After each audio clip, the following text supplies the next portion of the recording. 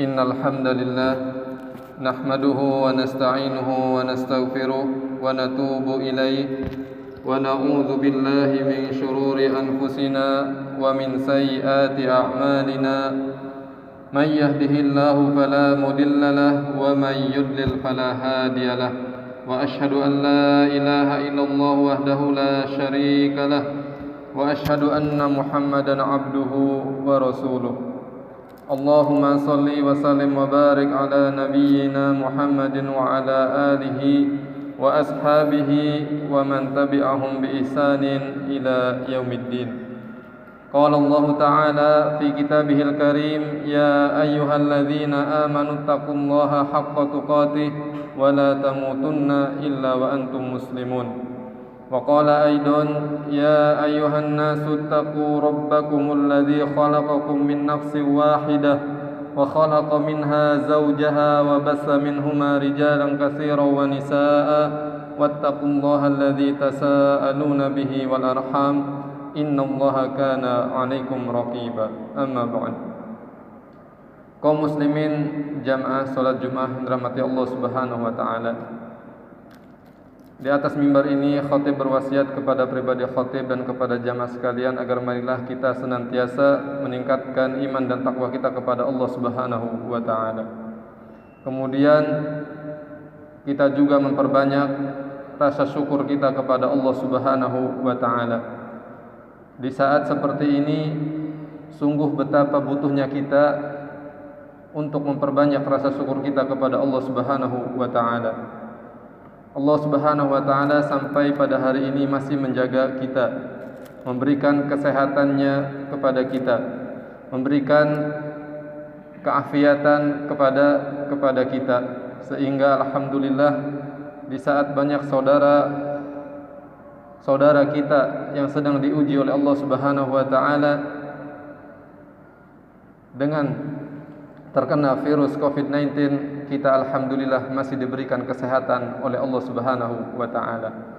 Dan di sana ada ucapan zikir khusus yang diajarkan oleh Rasulullah sallallahu alaihi wasallam yang diriwayatkan oleh Imam Tirmidzi dengan derajat hadis yang sahih dari jalur sahabat Abu Hurairah radhiyallahu anhu. Nabi sallallahu alaihi wasallam bersabda, "Man ra'a mubtala faqala alhamdulillahilladzi afani mimma ibtalahu bih wa faddalani ala katsirin mimman khalaqa tafdila lam yusibhu dzalika albala."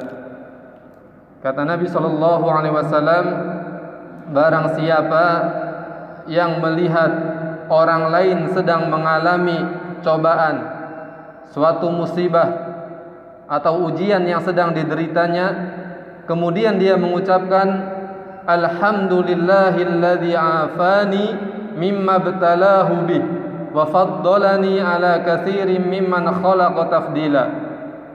Segala puji bagi Allah yang telah memberikan kesehatan kepadaku, yang telah memberikan keamanan kepadaku sehingga aku tidak ditimpa musibah atau ujian sebagaimana yang menimpa orang lain. Dan Allah Subhanahu wa taala telah mengaruniakan kepadaku karunia yang banyak. Kata Nabi SAW, barang siapa yang mengucapkan zikir ini, maka niscaya dia tidak akan tertimpa musibah atau ujian derita yang dialami oleh orang yang ia lihat. Maka hadirin dirahmati Allah Subhanahu wa taala, ini merupakan salah satu zikir yang hendaknya setiap kita tidak lupa untuk membacanya, apalagi di saat-saat seperti ini.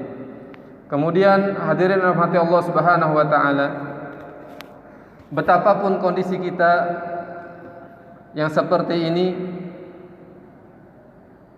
yang barangkali banyak di antara kita yang mulai mengalami depresi atau pesimis, maka perhatikanlah bagaimana Nabi kita Muhammad sallallahu alaihi wasallam memberikan pelajaran kepada kita bahwasanya hendaknya seorang hamba selalu memiliki harapan yang baik kepada Allah Subhanahu wa taala, mengharapkan adanya kemungkinan-kemungkinan yang Allah hadirkan untuk kita, dan juga kita selalu berprasangka baik kepada Allah Subhanahu wa taala bahwasanya Allah Subhanahu wa taala pasti akan memberikan jalan keluar kepada kita. Meskipun yang sedang kita alami ini barangkali bisa membawa kita pada kematian, tetapi kita tidak boleh merasa pesimis. Nabi SAW sebagaimana hadis diriwayatkan oleh Imam Bukhari dari sahabat Ibnu Abbas, beliau menceritakan anna Rasulullah sallallahu alaihi wasallam dakhala ala a'rabi ya'uduhu faqala la ba'sa tahurun insyaallah.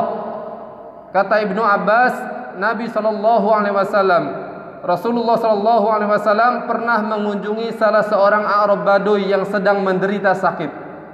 Kemudian Nabi mengucapkan kepadanya, la ba'sa tahurun insyaallah, baik-baik saja insyaallah, tidak mengapa insyaallah. Tapi kemudian Arabi ini apa? Nabi SAW ingin mengajak dia supaya dia yang sedang sakit ini tidak pesimis dan depresi dengan sakit yang dideritanya, meskipun sakitnya itu parah. Nabi menghibur, la ba'sa tahurun insyaallah, tidak apa-apa, baik-baik saja insyaallah, menjadi penghapusan dosa. Tetapi kata Arabi ini apa? Dia putus asa dengan sakitnya.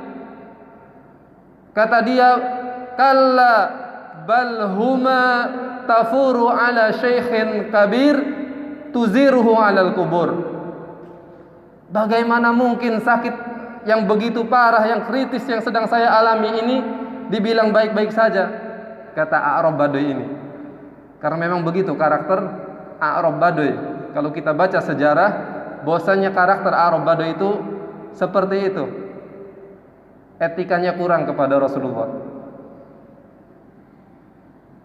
Tetapi justru dari sini kita mengambil hikmah dan pelajaran. Kata A'rab Baduy ini, tidak ya Rasulullah, bagaimana mungkin sakit yang lagi kritis yang saya alami dibilang baik-baik saja? Justru sakit ini akan membawa orang tua seperti saya ini ke dalam kubur. Artinya ke dalam membawa kepada kematian. Kata Rasulullah apa? Fana'am idzan. Kalau memang itu yang kau harapkan, itu yang akan kau dapatkan. Masya Allah. Hadirin rahmati Allah Subhanahu wa taala. Inilah yang diajarkan oleh Rasulullah SAW kepada kita semua. Betapapun masalah yang ada di hadapan kita, di depan mata kita, bahkan mungkin bisa merenggut nyawa kita masalah itu, jangan sampai kemudian hal itu membuat kita depresi dan pesimis. Kita harus optimis bahwasanya Allah Subhanahu wa taala, Dia yang maha berkuasa atas segala sesuatu, bisa mendatangkan kemungkinan-kemungkinan dari arah-arah yang tidak kita duga, mendatangkan sesuatu yang bisa kemudian menyelamatkan kita dari sesuatu yang kita sangka itu akan membuat kita binasa. Syekh Dr. Badr Al-Mishari di dalam satu muhadarahnya menyebutkan salah satu hadis qudsi, bahwasanya Allah Subhanahu wa taala berfirman, ya ibna Adam, lau atbaqtu 'alaika as-samaa'a wal ard. Wahai anak Adam, sekiranya aku himpitkan kepadamu langit dan bumi, yaitu aku uji engkau dengan beragam macam ujian yang engkau merasa tidak bisa keluar daripada ujian tersebut, summa da'autani, Masya Allah, kemudian engkau berdoa kepadaku, kata Allah, la ja'altu min bainihima makhraja, niscaya aku jadikan bagimu jalan keluar. Masya Allah.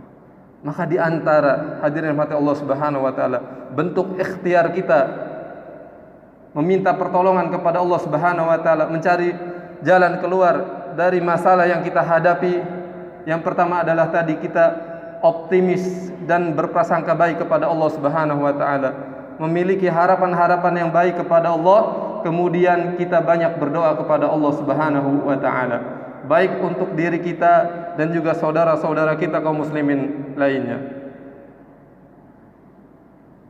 Kata Allah Subhanahu wa taala, kalau engkau senantiasa berdoa kepadaku, maka niscaya aku jadikan jalan keluar. Maka inilah di antara ikhtiar yang tidak boleh kita lupakan di dalam setiap masalah yang sedang kita hadapi, yaitu kita menengadahkan tangan kita kepada Allah Subhanahu wa taala, berdoa, bermunajat, menghinakan diri kita kepada Allah Subhanahu wa taala, betapa lemahnya diri kita menghadapi sesuatu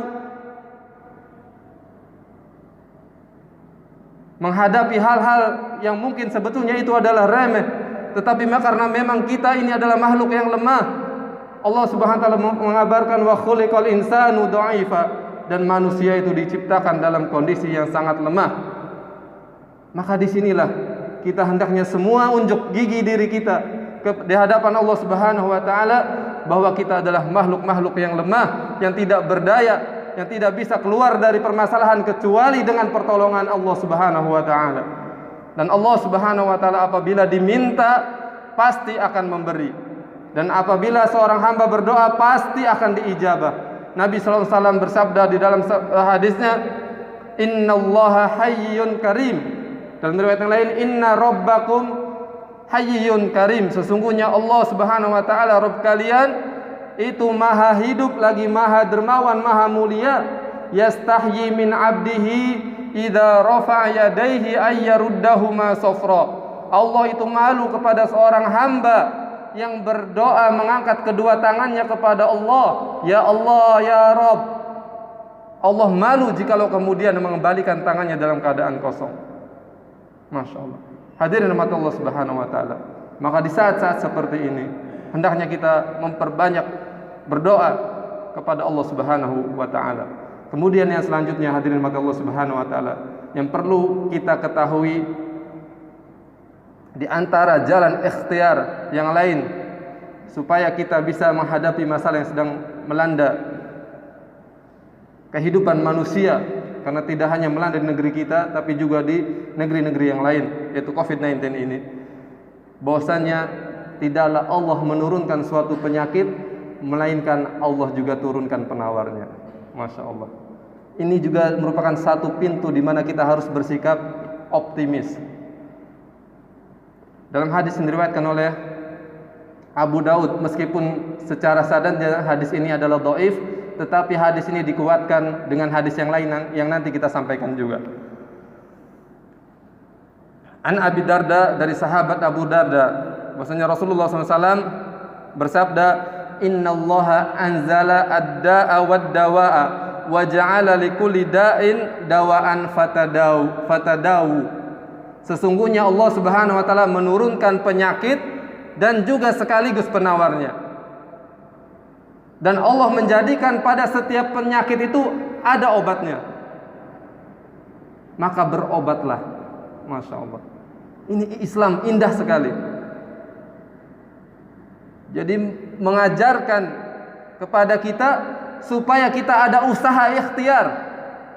Jadi kalau kita sakit jangan terbaring diam saja. Ikhtiar, bergerak mencari pengobatan. Inilah yang diajarkan Islam. Kata Nabi SAW, di setiap penyakit pasti ada obatnya, maka berobatlah. Kemudian di ujung hadisnya apa? Fala tadau bil haram, tapi janganlah berobat dengan pengobatan yang haram. Masya Allah. Hadis yang selanjutnya dari Imam Ahmad, hadis yang sahih, jalur sahabat Abdullah, Rasulullah SAW bersabda, "Ma anzalallahu azza wa jalla da'an illa anzala lahu dawa." Tidaklah Allah menurunkan suatu penyakit melainkan Allah turunkan juga obatnya. Tetapi yang menjadi catatan, alimahu man alimahu wa jahilahu man jahilahu. Ada yang mengetahui tentang pengobatan itu dan ada yang awam tidak mengetahuinya. Masya Allah. Maka sikap kita ketika kita merasa diri kita ini awam tentang pengobatan, maka kita serahkan kepada siapa? Kepada ahlinya, para dokter ahli medis. Dan ketika menyebar berita tentang COVID-19, maka siapa yang ahli dalam hal ini adalah para ahli medis, para dokter. Maka yang menjadi rujukan kita adalah mereka. Jangan sampai kemudian datang setiap orang berbicara tentang masalah COVID-19 padahal tidak ada kapasitas dia di dalam ilmu medis. Oleh karenanya yang menjadi rujukan kita adalah mereka, para ahli medis. Ketika mereka menginformasikan kepada kita tentang penyebaran COVID-19, kemudian mereka juga menginformasikan adanya penangkal untuk virus ini, maka hendaknya kita mengikuti. Karena insya Allah di balik ini ada kebaikan untuk kita. Dan alhamdulillah telah ditemukan beberapa macam vaksin yang kemudian juga para ulama kita ikut andil meneliti tentang kandungan-kandungan yang ada di dalam vaksin, dan alhamdulillah hampir seluruh vaksin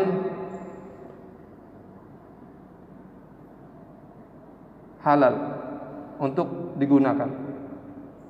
Dan ini diantara jalan ikhtiar yang lain selain daripada kita banyak berdoa kepada Allah, berprasangka baik, berharapan dengan pengharapan yang baik kepada Allah, kemudian juga kita menjadi jalan ikhtiar yang lain, yaitu melakukan pengobatan. Inilah hadirin rahmati Allah Subhanahu wa taala, apa yang bisa disampaikan pada kesempatan yang mulia ini, kurang lebihnya mohon maaf. Aqulu qauli hadza wa astaghfirullah li wa lakum fastaghfiruhu innahu huwal ghafurur rahim.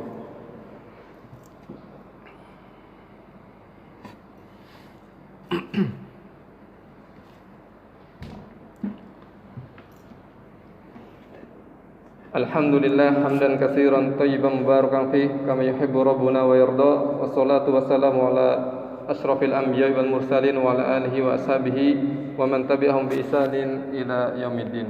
Qala Allah ta'ala fi kitabihil karim, ya ayyuhalladzina amanu taqullaha wa qulu qawlan sadida yuslih lakum a'malakum wa yaghfir lakum dhunubakum wa may yuti'illaha wa rasulahu faqad faza fawzan 'azima. Amma ba'd.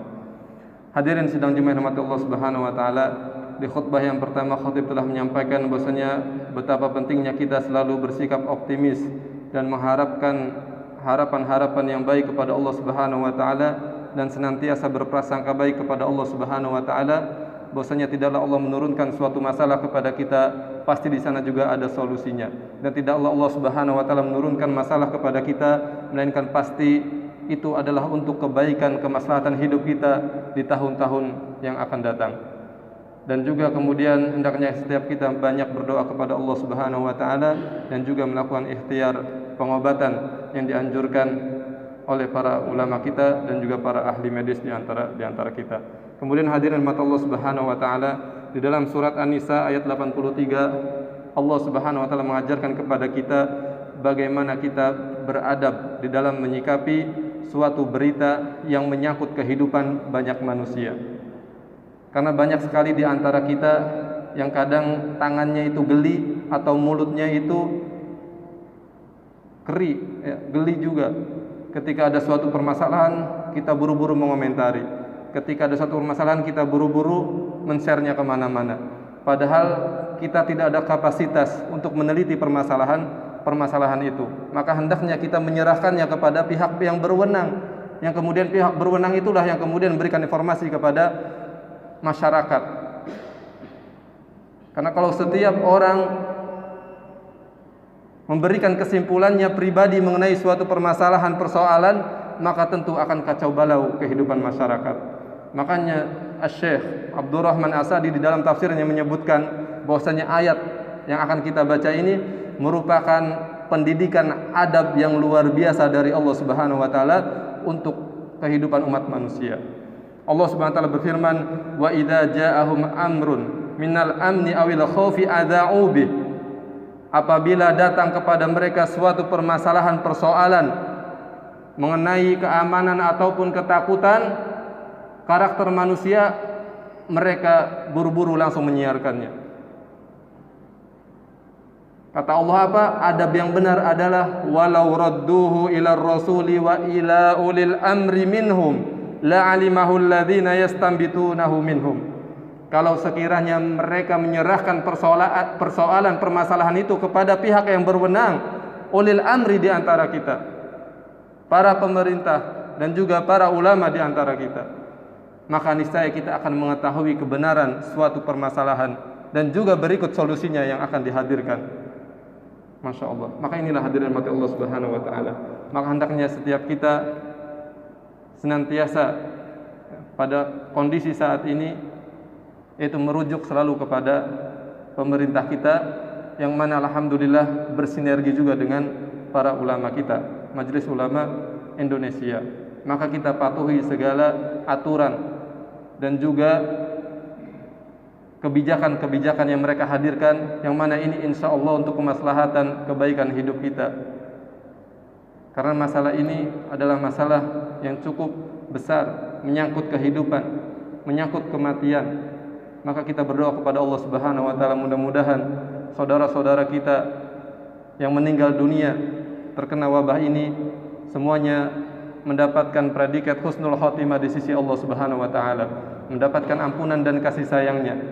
Dan kita yang masih diberikan kesehatan oleh Allah Subhanahu wa taala, mudah-mudahan kita bisa memanfaatkan kesehatan ini untuk meningkatkan ibadah kita kepada Allah Subhanahu wa taala, dan juga banyak berdoa baik untuk diri kita dan juga saudara-saudara kita yang lainnya, dan juga saudara-saudara kita yang sedang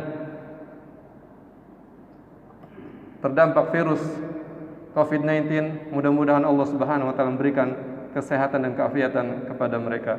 Akhirnya kita tutup khutbah ini dengan bersama-sama berdoa kepada Allah Subhanahu wa taala. Innallaha wa malaikatahu yusholluna 'alan nabi. Ya ayyuhalladzina amanu shallu 'alaihi wa sallimu taslima. Allahumma shalli 'ala Muhammad wa 'ala ali Muhammad kama shallaita 'ala Ibrahim wa 'ala ali Ibrahim wa barik 'ala Muhammad wa 'ala ali Muhammad kama barakta 'ala Ibrahim wa 'ala ali Ibrahim fil 'alamin innaka Hamidum Majid.